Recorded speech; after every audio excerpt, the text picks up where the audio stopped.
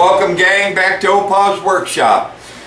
Today I'm going to do a question and answer segment, and I'll try not to bore you too much. Let's get started.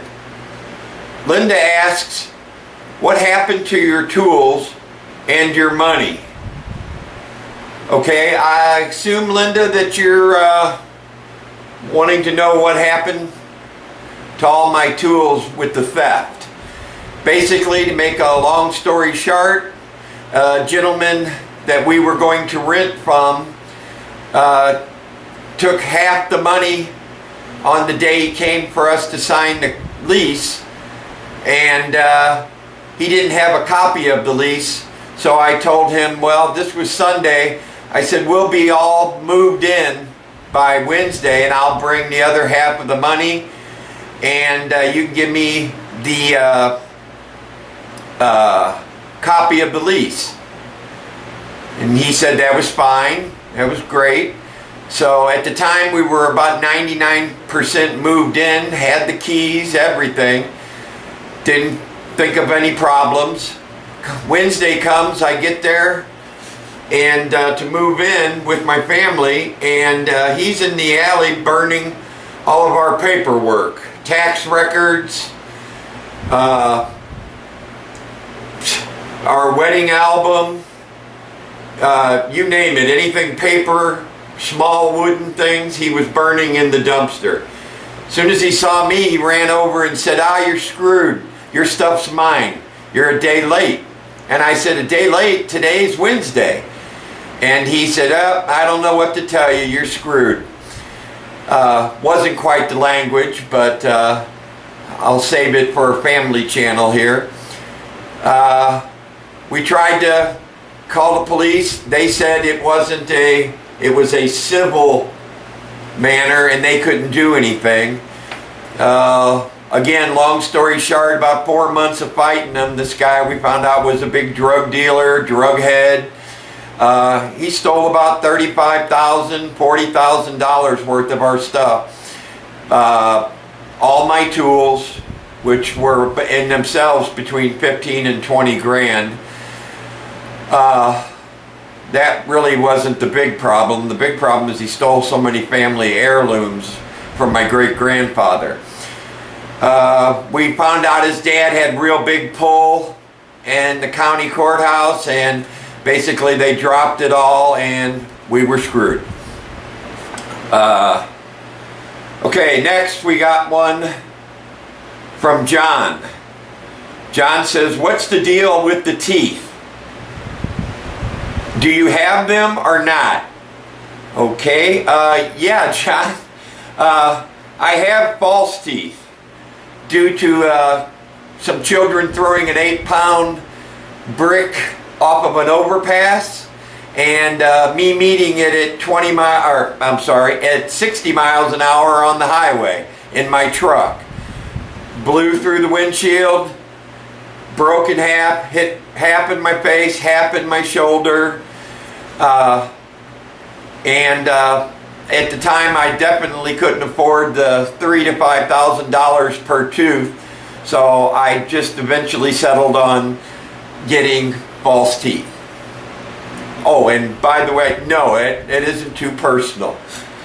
Alan, the woodworking junkie, not the real junkie, asked me, what is your shop size and where is its location? Alan, my shop size is about, at this time, 20 foot by 11.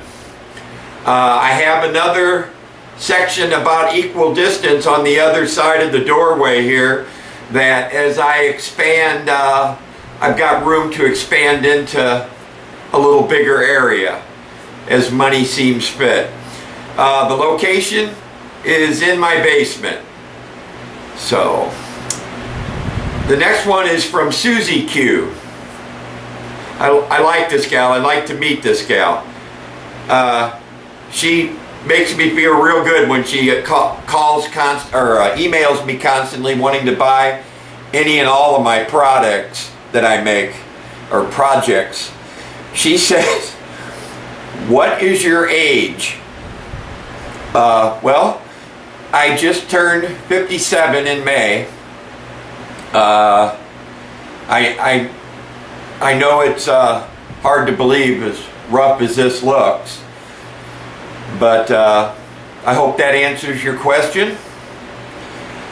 Carl says, what is your disability? Or disabilities, I'm sorry. Well, Carl, again, another one you don't have to answer if it's too personal, he asked, or says. No, it's not too personal. Besides diabetes, which came on when I lost all my weight, high blood pressure, I have crippled knees. I had knee replacement at 16. I had 2 surgeries by the time I was 20.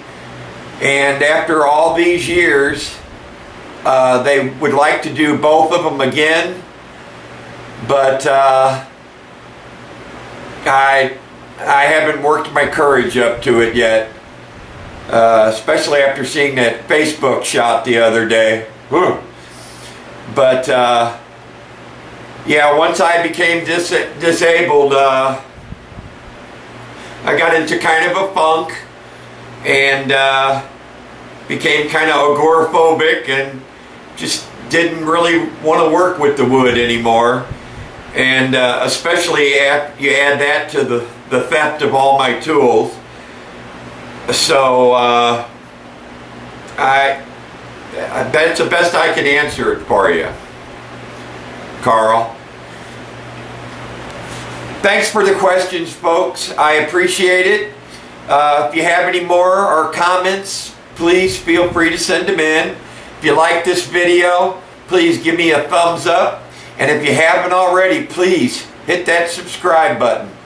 Your support means so much to me.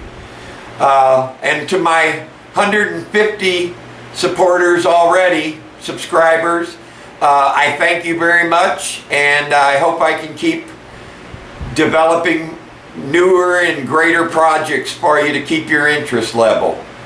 So for me and Steve, who looks like he's got his head cut off, we thank you for coming to this little segment, and have a good day.